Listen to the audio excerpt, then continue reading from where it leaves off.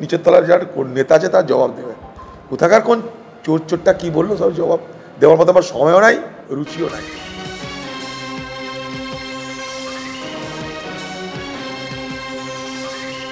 মোদিজি, আপনি এত কঠোর কেন ভারতবর্ষের কৃষকের প্রতি?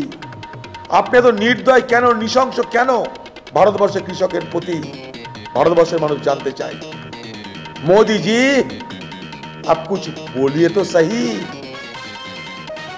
इतना चुप्पी साधी रहना मोदी जी के लिए जरूर हिंदुस्तान के आम किसानों की शिकायत और आरोप लगेगी और आपको इसीलिए भुगतनी भी पड़ेगी। सिर्फ राम मंदिर और अयोध्या धाम आपको बचा नहीं पाएंगे। अगर राम राज्य हो यूपी, अयोध्या और राम की राज्य हो यूपी, और यूपी में सीतापुर में हमारे घर के बहू, हमारे घर के बच्ची प्रियंका गांधी सीता की माफी, उसके ऊपर जुल्म हो रही है। राम राज्य में सीता पे किस तरह की जुल्म हो रहे हैं, मोदी जी आपको ये नहीं दिखाई देते? कुछ तो कहिए। हिंदुस्तान की प्रधानमंत्री जी की नेता से जवाब देवे। কোথাকার কোন চোরটা কি বললো সব জবাব দেওয়ার মতো আমার সময়ও নাই, রুচিও নাই। প্রধানমন্ত্রী তো ওদিকে নীরব মোদীকে পাঠিয়ে দিয়েছে ভারতবর্ষের টাকা লুট করে দেশের বাইরে, আর এখানে যত কিছু অত্যাচার সব নীরব থাকবে। এটাও একটা নীরব মোদী, যে পালিয়েছে টাকা চুরি করে, সেও একটা নীরব মোদী। মোদী নীরব থাকে কখন? যখন কৃষকের উপর অত্যাচার হয়, শ্রমিকের উপর অত্যাচার হয়। মোদী নীরব থাকে কখন?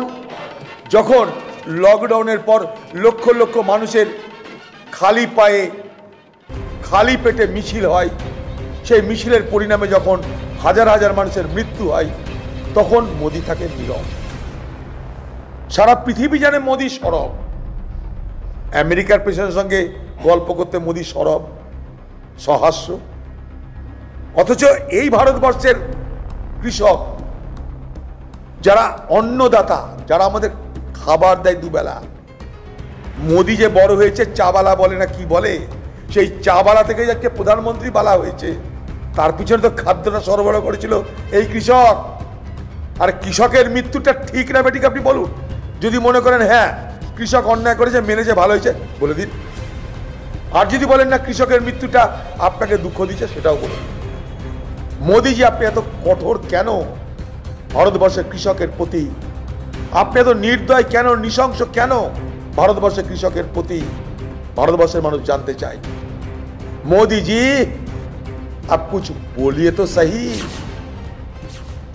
इतना चुप्पी साधी रहना मोदी जी के लिए जरूर हिंदुस्तान के आम किसानों की शिकायत और आरोप लगेगी और आपको इसीलिए भुगतनी भी पड़ेगी। सिर्फ राम मंदिर और अयोध्या धाम आपको बचा नहीं पाएंगे। अगर राम राज्य हो यूपी, अयोध्या और राम की राज्य हो यूपी, और यूपी में सीतापुर में हमारे घर के बहू, हमारे घर के बच्ची प्रियंका गांधी सीता की माफी, उसके ऊपर जुल्म हो रही है। राम राज्य में सीता पे किस तरह की जुल्म हो रहे हैं, मोदी जी आपको ये नहीं दिखाई देते? कुछ तो कहिए। हिंदुस्तान की प्रधानमंत्री जी की, এটাই তো ভারতবর্ষে নয়া ভারতবর্ষ মোদির নয়া ভারতবর্ষ। পেট্রোল সেঞ্চুরি পার করে দিয়েছে, ডিজেল সেঞ্চুরি পার হতে যাচ্ছে, আর রান্নার গ্যাস 1000 পার হয়ে যাবে। মহালয় বলে কথা, দেবী পক্ষ বলে কথা। এই রান্নার গ্যাস এই ভারতবর্ষের মহিলারা ব্যবহার করে, তারা তো দেবীরই অঙ্গ। সেই দেবী পক্ষে ভারতবর্ষের প্রধানমন্ত্রী ভারতবর্ষের দেবীদেরকে বলছে, তোমরা পয়সা দাও, তোমাদের জেব আমি কাটতে এসেছি, দেবী পক্ষ আজ তোমাদের জেব কেটে, তোমাদের পকেট কেটে পয়সা বার করবো, কারণ আমাকে গ্যাসের দাম বাড়াতে হবে, পেট্রোল ডিজেলের দাম বাড়াতে হবে। সবাই চুপ, কারণ বাংলার মুখ্যমন্ত্রী আপনিও পেট্রোল ডিজেল সব কিছুর উপরে যে ট্যাক্স বসে সেখানে আপনার শেয়ারটা আপনি বুঝে নেন। তাই আপনাদের সবাই আপনারা চুপ করে আছেন। পেট্রোল ডিজেলের উপরে যে ট্যাক্স বসে, পেট্রোলিয়াম পদার্থের উপরে যে ট্যাক্স বসে 63% কেন্দ্র নেয়, 37% রাজ্য নেয়। কিছু তো বলুন দিদি, বাংলার মানুষ আপনাকে মুখ্যমন্ত্রী করেছে, তৃতীয়বারের জন্য মুখ্যমন্ত্রী হয়েছেন। আপনাকে যদি আমরা আশা করি যে পেট্রোল দাম কিছুটা কমান, ডিজেলের দাম কমান, গ্যাসের দাম কমান, দেন না কিছু কিছু পয়সা, কিছু কিছু সাবসিডি দেন, অনুদান দেন, অসুবিধা কি আছে? বাংলার মানুষকে রেহাই দিন। পুজোর সময় এইভাবে গ্যাসের দাম বাড়লে মোদির কিছু যায় আসে না, আপনার তো যায় আসে, কারণ দুর্গাপুজো মানেই বাংলা, বাংলা মানে দুর্গাপুজো। দলের বিরুদ্ধে আমরা বলে থাকি যে ভারতবর্ষের দুটো দলকে বিজেপি পার্টি পিছন থেকে মদত করছে শুধু কংগ্রেসকে খতম করার জন্য। একটা দলের নাম আপ, আরেকটা দলের নাম টিএমসি। দুটো দলকে কিন্তু সেখানে অনুমোদন দেওয়া হয়েছে, যাওয়ার অনুমতি দেওয়া হয়েছে। আর বাংলায় এসে এখানে ভাষণবাজি হবে, মোদির বিরুদ্ধে কংগ্রেস লড়ে না, সব টিএমসি লড়ে। বলে দিই বাংলার মানুষকে, এই প্রিয়াঙ্কা গান্ধী সে যে বাড়িটায় থাকতো সেই বাড়িটা থেকে তাকে উচ্ছেদ করেছে এই বিজেপি পার্টি সরকার। প্রিয়াঙ্কা গান্ধীর যে নিরাপত্তা বাহিনী ছিল আগে, সেই নিরাপত্তা বাহিনী প্রত্যাহার করেছে এই বিজেপি সরকার। এই প্রিয়াঙ্কা গান্ধীকে আজকে আটক করে রেখেছে, একজন আতঙ্কবাদীর মতন ব্যবহার করছে তার সঙ্গে এই বিজেপি সরকার। তার কারণ একটাই, যে কংগ্রেস বিজেপি পার্টির কাছে সবথেকে বড় রাজনৈতিক প্রতিপক্ষ। তাই পশ্চিমবঙ্গের টিএমসি যাবে, দিল্লির আপ যাবে, কিন্তু কংগ্রেস সেখানে যাবে না। এই হচ্ছে বিজেপির বিচার। আমার একটা জায়গায় খারাপ লাগছে, আমি পশ্চিমবঙ্গের মানুষেরও দৃষ্টি আকর্ষণ করব এই জায়গাটায়, যে দেখুন মমতা ব্যানার্জির সঙ্গে আমাদের অবশ্যই রাজনৈতিক বিরোধ আছে। রাজনৈতিক বিরোধের কারণ আমরা আজকে নয়, আমরা রাজনীতির বিভিন্ন কর্মকাণ্ডের মধ্য দিয়ে কেন মমতা ব্যানার্জির সরকারের বিরোধিতা করি তার কথা আমরা বলি মানুষকে। আমরা এই কথা বলছি না যে বাংলার সব মানুষ আমাদেরকে তার জন্য সমর্থন করে, না। তা যদি করে তাহলে মমতা ভোট পেল কি করে? নাটক করে হোক, পয়সা দিয়ে হোক, প্রলোভন দেখিয়ে হোক, কোনো না কোনোভাবে তো ভোট তো পাচ্ছে মমতা ব্যানার্জি। তাই স্বাভাবিক মুখ্যমন্ত্রী, আমি সেই জায়গাটায় যাচ্ছি না। কিন্তু বাংলার মুখ্যমন্ত্রী মানবিক হবে এটা কিন্তু মনে মনে আমি আশা করি। কিন্তু আজকের বাংলার মুখ্যমন্ত্রীকে বড় অমানবিক লাগছে। কেন জানেন? তার মতন আরেকজন মহিলা, তার উপর এরকম জুলুম করছে একটা সরকার, বিজেপি সরকার যার বিরুদ্ধে জুলুম করছে, সেখানকার মুখ্যমন্ত্রী যাকে অন্যায়ভাবে গ্রেপ্তার করে একটা টেররিস্টের মধ্যে কাছে তার জবাব দেবে। কোথাকার কোন চোরটা কি বললো সব জবাব দেওয়ার মতো আমার সময়ও নাই, রুচিও নাই। প্রধানমন্ত্রী তো ওদিকে নীরব মোদীকে পাঠিয়ে দিয়েছে ভারতবর্ষের টাকা লুট করে দেশের বাইরে, আর এখানে যত কিছু অত্যাচার সব নীরব থাকবে। এটাও একটা নীরব মোদী, যে পালিয়েছে টাকা চুরি করে, সেও একটা নীরব মোদী। মোদী নীরব থাকে কখন? যখন কৃষকের উপর অত্যাচার হয়, শ্রমিকের উপর অত্যাচার হয়। মোদী নীরব থাকে কখন? যখন লকডাউনের পর লক্ষ লক্ষ মানুষের খালি পায়ে খালি পেটে মিছিল হয়, সেই মিছিলের পরিণামে যখন হাজার হাজার মানুষের মৃত্যু হয়, তখন মোদী থাকে নীরব। সারা পৃথিবী জানে মোদী সরব। আমেরিকার প্রেসিডেন্টের সঙ্গে গল্প করতে মোদী সরব, সহাস্য। অথচ এই ভারতবর্ষের কৃষক যারা অন্নদাতা, যারা আমাদের খাবার দেয় দুবেলা, মোদি যে বড় হয়েছে চাবালা বলে না কি বলে, সেই চাবালা থেকে যাকে প্রধানমন্ত্রী বলা হয়েছে, তার পিছনে তো খাদ্যটা সরবরাহ করেছিল এই কৃষক। আর কৃষকের মৃত্যুটা ঠিক না বেঠিক আপনি বলুন। যদি মনে করেন হ্যাঁ কৃষক অন্যায় করেছে, মেনেছে, ভালো হয়েছে, বলে দিন। আর যদি বলেন না কৃষকের মৃত্যুটা আপনাকে দুঃখ দিচ্ছে, সেটাও বলে দিন। মোদিজি আপনি এত কঠোর কেন ভারতবর্ষের কৃষকের প্রতি? আপনি এত নির্দয় কেন, নৃশংস কেন ভারতবর্ষের কৃষকের প্রতি? ভারতবর্ষের মানুষ জানতে চায়। मोदी जी अब कुछ बोलिए तो सही, इतना चुप्पी साधी रहना मोदी जी के लिए जरूर हिंदुस्तान के आम किसानों की शिकायत और आरोप लगेगी और आपको इसीलिए भुगतनी भी पड़ेगी। सिर्फ राम मंदिर और अयोध्या धाम आपको बचा नहीं पाएंगे। अगर राम राज्य हो यूपी, अयोध्या और राम की राज्य हो यूपी, और यूपी में सीतापुर में हमारे घर के बहू, हमारे घर के बच्ची प्रियंका गांधी सीता की माफिक, उसके ऊपर जुल्म हो रही है। राम राज्य में आज सीता पे किस तरह की जुल्म हो रहे हैं, मोदी जी आपको ये नहीं दिखाई देते? कुछ तो कहिए। हिंदुस्तान की प्रधानमंत्री जी की देखो একটা জিনিস, বাংলার মুখ্যমন্ত্রী কিছুদিন আগে বলেছিল এই ডিভিসি জল ছাড়া নিয়ে উনি নাকি বিদ্রোহ করবেন, উনি নাকি বিপ্লব করবেন। কোথায় গেল সে বিপ্লব?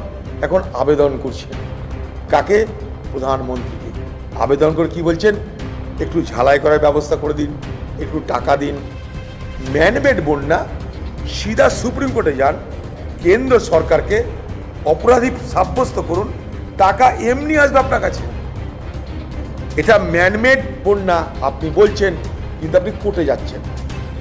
এই দ্বিচারিতা কেন? এই দ্বিচারিতা কেন? আপনি বাঁধের জল ছাড়ার পর সে জল যেখান দিয়ে যাবে আপনি তো জানেন জল তো নদী দিয়ে যাবে। সেই নদীগুলোকে কাটাই করার ব্যবস্থা করেছেন কোনোদিন? যে নদীগুলোর জল ধারণ ক্ষমতা বাড়িয়ে দেওয়া হোক, করেছেন? অথচ পারতেন। কি করে পারতেন তাও আপনাকে বুঝিয়ে দিচ্ছি। 100 দিনের কাজকে আপনি নদী ঝালাই লাগিয়ে দিন, নদী জল ধারণের ক্ষমতা বাড়িয়ে দিন। 100 দিনের কাজের টাকা দিল্লি থেকে আসবে। 2005-6 সালে কংগ্রেসের প্রকল্প, পশ্চিমবঙ্গের যত নদী আছে, যেসব নদীগুলো বন্যা প্রবণ এলাকায়, সব নদীগুলোকে ঝালাই করে তার গভীরতা বাড়িয়ে দিন। 100 দিনের টাকা তো অভাব নাই। আপনাকে আমি বুদ্ধি দিচ্ছি, আপনি করুন। আপনি প্রত্যেক বছর বন্যা হবে, বন্যার পর আপনার একটা করে স্টেটমেন্ট, ম্যানমেড বন্যা, মানুষের সৃষ্টি বন্যা, আপনার দায়িত্ব খালাস। আপনি এখন দায়িত্ব নেবেন না, কারণ আমি তো করিনি। আমরা কেউ বলছি না আপনি বন্যা করেছেন। আমরা বলছি কি যে বন্যার প্রকোপটাকে কিছুটা লাঘব করার, কম করার ব্যবস্থা আপনি করতে পারতেন। তার জন্য কি করতে হতো? নদীগুলোর জল ধারণ ক্ষমতা বাড়াতে হতো। তার জন্য 100 দিনের কাজ আছে, এবং বাঁধ নির্মাণ করতে হতো। বাঁধগুলো 100 দিনের কাজে করা যায়। তাহলে বাঁধ নির্মাণ, নদীর জল ধারণ ক্ষমতা বাড়াতে, নদী ঝালাই 100 দিনের কাজে আরামসে করতে পারতেন। হয়তো সেটা করতে গিয়ে আপনার দলের কিছু পঞ্চায়েতের নেতা মন্ত্রীর ধান্দা হয়তো কিছুটা কমে যেত, কারণ পঞ্চায়েতে তো 100 দিনের কাজে নামে লুটপাট চলছে। হয়তো কিছু ধান্দা কমতো আপনার দলের নেতা মন্ত্রীর, কিন্তু এতগুলো মানুষ তো বাঁচত। তারা তো আপনাকে ভোট দিয়েছে দিদি ভাই। আপনি কোথায় কোথায় ডিবিসির ঘাড়ে চাপে দিচ্ছেন। আমি আপনাকে চ্যালেঞ্জ করছি, আমি আপনাকে একজন জনপ্রতিনিধি হিসাবে, যে আপনি অসত্য কথা বলছেন। ডিবিসির স্ট্রাকচার আমরা সবাই জানি। দামোদর ভ্যালি কর্পোরেশন আজকের নয়। দামোদর ভ্যালি কর্পোরেশনের শুরু কেন, উদ্দেশ্য কি, লক্ষ্য কি, আমরা সবাই জানি। আমেরিকার টেনেসি ভ্যালি নকল করে ডিবিসি ভ্যালি, সেখানে স্টেক হোল্ডার কারা? কেন্দ্র, রাজ্য, কেন্দ্র একদিকে, ঝাড়খণ্ড একদিকে, পশ্চিমবঙ্গ একদিকে, তিনটে মাথা। এটা আমি আগেও বলেছি আপনাদেরকে। যে ডিভিসির বিরুদ্ধে দোষ দিচ্ছে সেই ডিভিসির জল ছাড়ার ক্ষমতাই নাই, কি করবে? ডিভিসির কাজ কি? ব্যারেজ দেখভাল করা। ডিভিসি জল ছাড়া ক্ষমতা নেই। জল ছাড়বে যখন কেন্দ্র, দুটো রাজ্য প্রতিনিধি মিলে সিদ্ধান্ত নেয়, ডিভিসিকে জানানো হয় এটা আমাদের সিদ্ধান্ত, জল ছাড়ো, তখন ডিভিসি জল ছাড়বে। আর আপনি আপনার ব্যর্থতা, অক্ষমতা, অসচেতনতা সব কিছুকে ঢাকার জন্য একটা চিঠি করে দিবেন আর ম্যানমেড বলে দিবেন। আপনি ইডির হাত থেকে, সিবিআইয়ের হাত থেকে বাঁচার জন্য শয়ে শয়ে কেস লড়ছেন হাইকোর্টে, সুপ্রিম কোর্টে। আপনার লয়ারের অভাব নাই, আপনার পয়সারও অভাব নাই। আপনি দয়া করে সুপ্রিম কোর্টে গিয়ে একটা কেস ঠুকে বলুন যে ডিভিসি বাংলার মানুষকে হত্যা করছে, কারণ ডিভিসি যে জল ছাড়ছে সেটা ম্যানমেড বন্যা তৈরি করছে, পরিকল্পিতভাবে বাংলাকে ডোবানোর জন্য এই জল ছাড়া হচ্ছে। অর্থাৎ কেন্দ্র অপরাধ করছে। সুপ্রিম কোর্টে এই সময় খুব তৎপর বিচার ব্যবস্থা। আপনাকে আমি দায়িত্ব নিয়ে বলছি, আপনি কোনো দিকে না তাকিয়ে সিধা সুপ্রিম কোর্টে গিয়ে আপনি আপনার বক্তব্যের সপক্ষে যুক্তি দিয়ে, আপনি নিজেও তো উকিল, মমতা ব্যানার্জির উকিল হয়তো আপনারা অনেকে জানেন না। হ্যাঁ, উকিল মমতা ব্যানার্জি, আমি শুনেছি। আপনিও মুভ করতে পারেন ওখানে গিয়ে যে ডিভিসি ম্যানমেড বন্যা করে দিয়েছে, আপনার পক্ষে বিরাট রায় আসবে। সেটা করছেন না কেন? বাংলার মানুষকে কেন ধাপ্পা মারছেন? বাংলা মানুষের কেন বুজরুকি করছেন? সত্যকে সত্য বলে হিম্মত নেই কেন আপনার? আমি তো আপনাকে বুদ্ধি দিচ্ছি কি করে বাঁধের বন্যার থেকে বাঁচা যাবে। 100 দিনের কাজ, সমস্ত নদী ঝালায় লাগিয়ে দিন, বাঁধ নির্মাণে লাগিয়ে দিন। এটাই তো মেন ঠেকানোর রাস্তা। আমরা এখানে কাঁদি মাস্টার প্ল্যান করে বন্যা ঠেকিয়েছি, আপনি কেন করতে পারছেন না?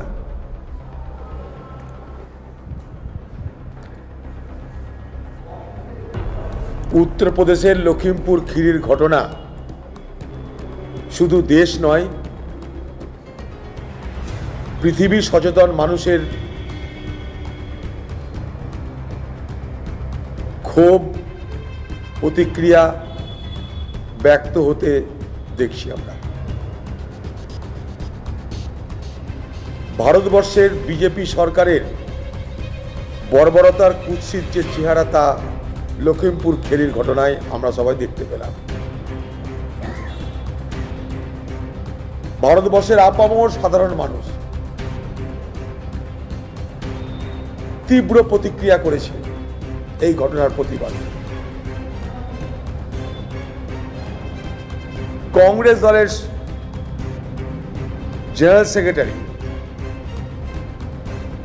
প্রিয়াঙ্কা গান্ধী, যিনি সেই মৃত পরিবারের সঙ্গে দেখা করবার ইচ্ছা প্রকাশ করেছিলেন, তাকে যেভাবে গ্রেপ্তার করা হয়েছে এবং আটক করা হয়েছে, মনে হচ্ছে প্রিয়াঙ্কা গান্ধী একটা পরিচয় সন্ত্রাসবাদী নেতা। অথচ উল্টো দিকে টিএমসি পার্টির এমপিরা গেল, তারা কিন্তু লখিমপুর খেরিতে সেই মৃত পরিবারদের সঙ্গে দেখা করতে পারল। দেখুন, যখন কোনো এয়ারপোর্টে কোনো এমপি নামবে, সে ভারতবর্ষের যে কোনো এয়ারপোর্টে নামুক, সে ভিআইপি হিসাবে তার লিস্ট তৈরি হয়ে যায়। রাজ্য সরকারের কাছে প্রথম খবর যায় যে আপনার রাজ্যে এমপি আসছে, কারণ আমরাও অন্য রাজ্যে যাই, আমরা জানি এগুলো। অদ্ভুত ব্যাপার যে তৃণমূল পার্টি যারা এমপি, তাদেরকে যেতে দেওয়া হলো, তাদের বাড়ি পৌঁছাতে দেওয়া হলো, অথচ প্রিয়াঙ্কা গান্ধী সমেত, ভূপেশ বাঘেল সমেত যারা লখিমপুর খেরি যেতে চাইছে তাদেরকে রুখে দেওয়া হচ্ছে। রাহুল গান্ধীকে রুখে দেওয়া হবে, পাঞ্জাবের মুখ্যমন্ত্রীকে রুখে দেওয়া হবে। এবার বিচিত্র এবং অদ্ভুত বৈষম্যের আচরণ করছে এবং স্পষ্ট হয়ে যাচ্ছে ভারতবর্ষে। যে লক্ষ্য করে দেখবেন, যে দুটো দলের বিরুদ্ধে আমরা বলে